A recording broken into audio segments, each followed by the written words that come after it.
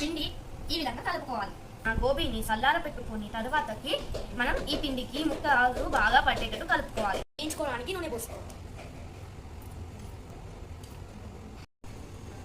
ఏ పదార్థమైనా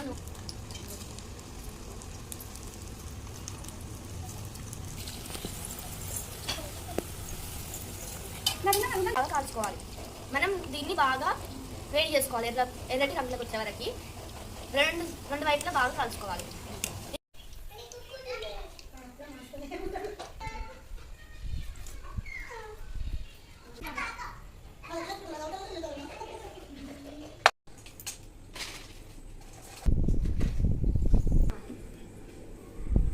మనవరాళ్ళు కలిసి చేసిర్రు. ఎట్లా చేస్తారు అనుకున్నా కానీ సూపర్ ఉన్నాయి. తింటా ఉంటే మంచిగా అనిపిస్తున్నాయి. నచ్చితే లైక్ చేయండి, షేర్ చేయండి, సబ్స్క్రైబ్ టు అవర్ ఛానల్.